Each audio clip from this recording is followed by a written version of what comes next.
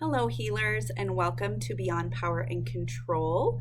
It is a training resource for mental health professionals and other professionals who are supporting and helping victims and survivors of domestic violence. I'm Sybil Cummin, a licensed professional counselor and approved clinical supervisor in private practice in Arvada, Colorado. And so thank you for being here. So something that I am really starting to work on is to help other clinicians support their clients who are going through some sort of court situation, the legal system. So this could be family court, this could be criminal court, or this could also be court within the child protection process.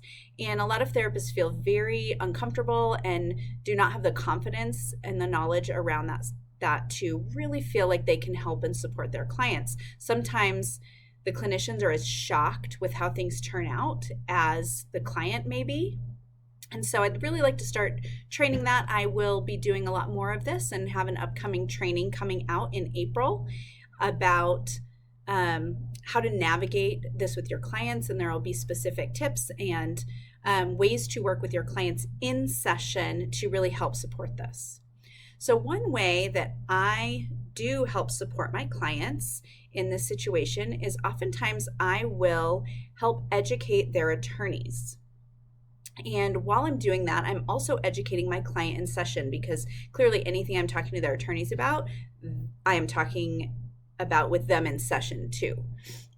So one thing that I think is really helpful, and I do very often, is talk about orders of protection. So one tactic that an abusive partner and their counsel will use is around the orders of protection. This could be called protection order, restraining order, restrictive order, whatever it's called, where one partner is to stay away from the other partner.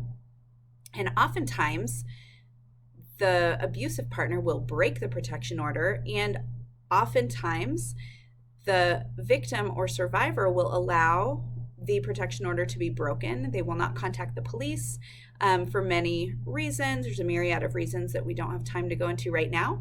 But what I'd like to talk about is the tactic that the opposing counsel will use to say that the victim is not scared of the abusive partner because they clearly are allowing the protection order to be broken, and they've allowed it to be broken on numerous occasions. And so they'll use the misconception of this and the misconceptions of domestic violence to discount any of the abuse and the severity of the abuse by the victim by doing this. So what I'm doing is really giving language to the attorney and giving them education so that they better know how to ask their client on the stand about this situation. A lot of my clients are unable to have an expert witness come and testify, and so the attorney really does need to know this well. This is also in the case I have spoken with some district attorneys and assistants to the district attorneys to help them also question this. So basically what I share with them is why victims break or allow the protection orders to be broken.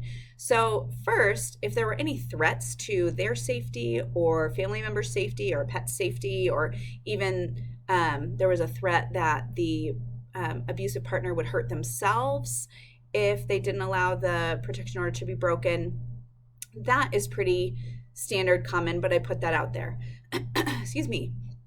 The one thing that I do put out there that is lesser known, and it seems a little bit backwards, is that a lot of victims and survivors allow the protection order to be broken because it gives them a perceived or real sense of safety.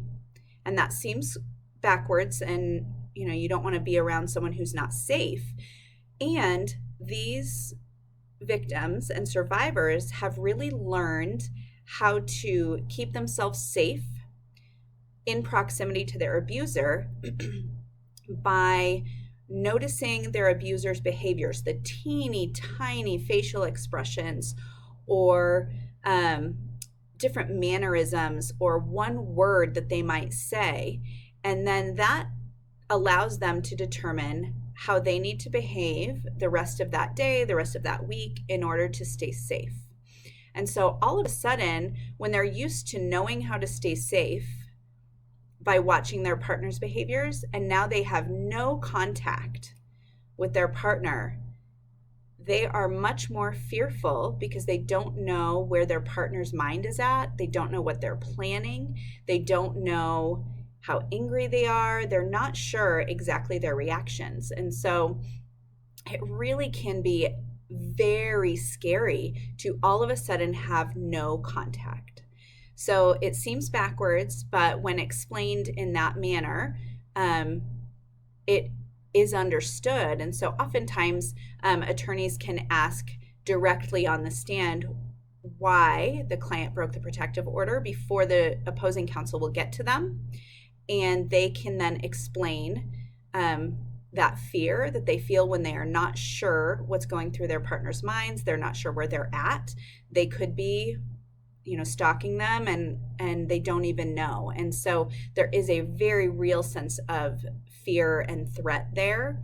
And so having them be able to explain it in a way that is understandable is really, really helpful to the court and to the jury and to your client, who will feel more empowered that they're not crazy and that why they're doing what they're doing is survival. So I'm hoping that's helpful. I'll go through a lot of other tactics, techniques, things that I do with clients and attorneys and other mental health and legal professionals in the next month or so, and then even more in my training. So if you want more information on Beyond Power and Control, you can check out www.beyondpowerandcontrol.com. Thanks for watching. Bye-bye.